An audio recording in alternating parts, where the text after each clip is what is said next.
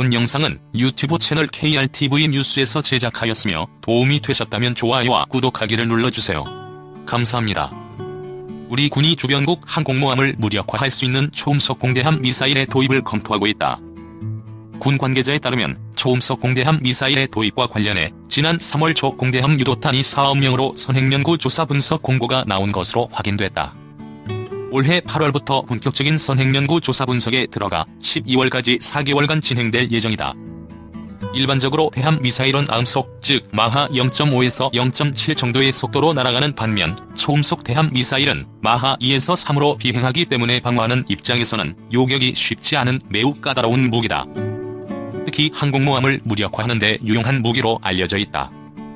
한국형 초음속 등장임박 공대함 유도탄이 사업은 외견적으로 KEFX 등의 한국 공군 전투기에 장착될 수 있는 초음속 공대함 미사일의 종류와 통합 방향성을 파악하는 연구 개발 사업입니다.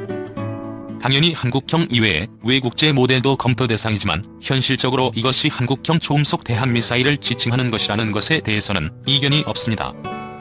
그 이유는 KEFX 전투기의 가용 탑재량이 1.3톤 정도인 상황에서 전 세계적으로 중량 1.3톤 이하의 초음속 대함 미사일을 개발한 국가는 일본이 유일하기 때문입니다. 일본이 개조개량 사업을 시작한 ASM-3를 판매할 가능성이 없고 한국도 당연히 이를 수입할 가능성은 없으므로 사실상 한국형 초음속 대함 미사일이 유일한 후보에 해당하는 것입니다. 2020년 개발이 완료된다? 중국이 항공모함 사업을 공개하자 지난 2011년 8월 16일 국방과학연구소는 국내에서도 초음속 대함 미사일이 개발되고 있음을 공식화하였습니다. 당시에 공개된 내용은 3에서 4년 내에 개발이 완료될 전망이며 러시아의 야혼트를 모델로 했고 최대 속도 마하 2.5 수준, 사정거리 250에서 300km급이라는 것입니다. 그리고 야혼트는 전장 8.9m, 중량 3.8톤의 대형 미사일이지만 국산형 초음속 미사일은 이보다 작다는 내용도 공개됨에 따라 밀리터리 리뷰 기사를 공식적으로 확인해 주었습니다. 하지만 그 이후에 이렇다 할 소식은 없었습니다. 관계자들은 이렇게 언급하곤 합니다. 국방과학연구소가 개발 중인 무기체계 중에 언급하면 안 되는 3가지 무기가 있는데 그중 첫 번째가 현무-2로 알려진 탄도미사일, 두 번째가 초음속 대함 미사일 사업, 세 번째 한국형 전자무기 체계라는 것입니다. 실제 이 3가지 사업은 최고급비 사업으로 분류되어 관련된 논문이 군사학술대회에 출품되는 것조차 차단되고 있습니다. 이렇게 비밀로 관리되고 있다가 지난 2017년 4월 20일 국방부를 통해 마하 3 수준의 초음속 대함 미사일을 오는 2020년께 실전 배치 목표로 개발 중인 사실이 다시금 공개되었습니다. 주요 특징: 야혼트와 성능은 비슷하지만 크기와 무게는 줄어 전장 6m 이하, 직경 533mm 이하, 발사 중량 1.5톤 수준으로 소형화되리라고 한다. 이는 브라모스 미사일의 소형화가 목표인 브라모스 M과 유사한 크기이다. 노즈콘과 날개 부분에는 스텔스 설계를 적용하여 RCS를 낮춰 적이 레이더에 대한 피탐지율을 낮췄으며 양방향 데이터 링크를 갖추고 있어 다양한 전술을 적용할 수 있고 GPS INS 유도 시스템과 고밴드 능동 레이더 센서, ESM 추적 모드, 데이터 링크, 네트워크 기반전 능력까지 갖출 예정이다.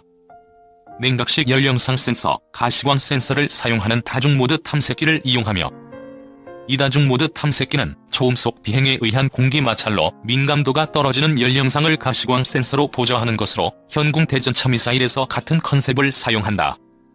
또한 탄두의 둔감 장약을 적용하여 CIWS의 철갑탄이나 근접 방어 미사일의 근접 폭발도 방어할 수 있으며 함선의 표면을 관통하고 내부에서 폭발하여 피해를 높일 예정이다.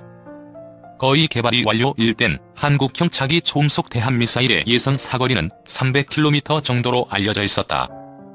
그러나 공개된 군의 요구 성능 자료에 의하면 사거리 단위가 KM이 아니라 NM 약 1.8km다.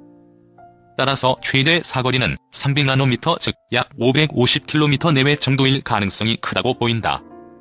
이 사거리는 고고도 순항 모드에서의 사거리를 뜻할 가능성이 높다. 적어도 초음속 비행 시에는 300km 정도이니 KEM든 NM든 딱히 틀린 말은 아니다. 2017년 4월 군당국 소식통에 따르면 속도는 음속 3에서 4배의 사정거리 300에서 500km이며 2020년 실전 배치를 목표로 하고 있다고 한다. 국방과학연구소 주관으로 유도체계는 AIGNX-1, 탄두와 신관은 한화, 램제트 엔진은 한화에어로스페이스가 담당한다고 한다. 개발 현황: 세종대왕급 배치2와 합동화력함 이외에도 장착될 함선을 꼽으면 KDDX, 인천급 배치3, 두산 안창호급 등이 있다. 그 외에도 초음속 대함미사일을 KVLS에서 운용할 경우 충무공 이순신급 구축함에도 장착할 가능성이 있다. 그 외에도 지뢰함 플랫폼으로도 운용할 예정이다. 지뢰함이라면 수상전투함이나 잠수함, 항공기 탑재형보다 크기에 제약이 덜하므로 더 일찍 개발을 완료할 수 있다. 한편 지난 수년 동안 진행되어 온 해성 성능 개량이 2020년 국방내산에서는 해성 2차 성능 개량으로 사업명이 바뀐 것으로 나타났다. 예산 규모도 2019년은 330억 원대였는데 2020년에는 2배가 넘는 870억 원대로 배정된 것이 확인된다. 이를 두고 차기 초음속 대함미사일 관련 연구 개발을 위한 것이라는 추정이 나온다. 중일의 항모에 대응하기 위해 KF-X용 공대함 파생형의 개발을 추진 중이라고 알려졌으나 최근 정보에 따르면 공대함 미사일은 덕티드 추진으로 일본의 ASM-3와 비슷한 모델을 별도로 개발 중이라고 한다. 장기적으로는 이를 기반으로 마하5 이상의 속도로 비행하는 공중 발사형 극초음속 순항 미사일까지 개발할 계획이다. 2020년 제인 연감에서 드디어 완성이 머지 않았다는 보도를 했다. 아마 지상 테스트가 여러 번 진행된 듯하다. 밀리터리 리뷰에 의하면 개발이 늦어지게 된 배경에는 통합 로켓 램제트 설계의 중고도와 저고도에서의 안정적 연소 문제, 초음속 풍동 시설 문제 때문이라고 한다. 그렇기에 공기흡입구 구조 설계와 램제트 엔진 관련 기술은 해외에서 도입하고 전체적인 체계 개발은 국내에서 주도하는 방식으로 선회했다고 한다. 기타 극초음속 무기. 초음속 미사일과 별개로 국방부에서는 비행 속도가 마하5를 상회하는 극초음속 발사체도 개발 중에 있다. 2020년 8월 5일 정경두 국방부 장관이 극초음속 미사일의 개발 계획이 존재함을 처음으로 밝혔다. 이는 중국 등 주변국들의 극초음속 무기 개발 동향을 고려하여 국군의 대응 능력을 강화한다는 취지로 해석된다. 현재 극초음속 무기 개발의 동향, 이보다 앞서 나온 관련 보도들을 근거로 볼 때 국방장관이 언급한 극초음속 미사일은 극초음속 순항, 대함미사일보다는 중국의 DF-17처럼 탄도미사일에 활공식 탄두를 탑재하는 부스트 글라이드 방식일 가능성이 높다. 한편 같은 날 ADD에서 공개한 영상에서 보이는 극초음속 발사체의 CG를 엿볼 수 있는데 이를 미루어 보아 ADD가 극초음속 순항, 대함미사일 개발도 염두에 둔다는 여지로도 해석이 가능하다. 다만 탄도미사일 기반의 부스트 글라이드보다는 기술적 난이도가 높으며 빨라야 2030년대에나 등장할 수 있을 전망이다. 2020년 12월 16일에는 국방부가 연말에 전군 주요 지휘관 회의를 통해 극초음속 유도탄에 대한 소요 결정 의사를 공개적으로 밝혔다. 이르면 내년 즈음에 결정될 전망이다. 이러한 군 당국의 방침은 극초음속 무기 개발에 필요한 핵심 기술력을 ADD가 이미 보유하고 있으며 이를 기반으로 자체 개발을 진행할 수 있다는 판단에 바탕을 둔 것이다.